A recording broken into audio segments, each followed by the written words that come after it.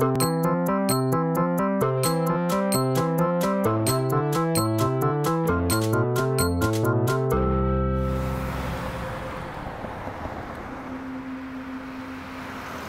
name is Claudia, and this is my street story. In 1972 or 1973, I was out with some girlfriends at a bar. I met a young man who seemed pretty average and normal, and I gave him my phone number.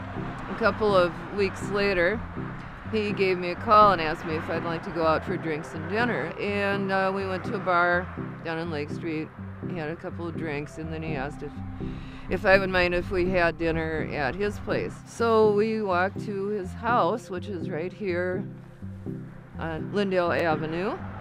Went in the front door, and in the porch was the biggest chest freezer I'd ever seen in my life. It filled up the whole porch. We could hardly walk by it. He said, "Do you mind if we just have TV dinners for dinner?" Which was kind of disappointing. But I said, okay, and he lifted the top of the chest freezer, and half of the freezer was full, just packed full of a lot of TV dinners, and the other half was filled with frozen dildos of all shapes, sizes.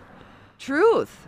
They were really quite an assortment. I was taken aback, alarmed, speechless, and he explained. He was a host, actually. He was a member and the host of a weekly group sex club that met at his house. What would happen was everybody would choose a TV dinner, put it in the oven, and they took 35 minutes at the time. And while the TV dinners were baking in the oven, they would have group sex. I'm not kidding.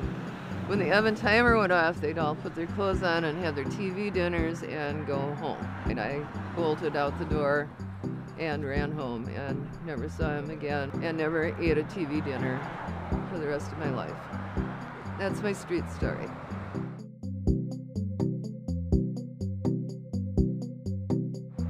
Why do you think the dildos were in the freezer?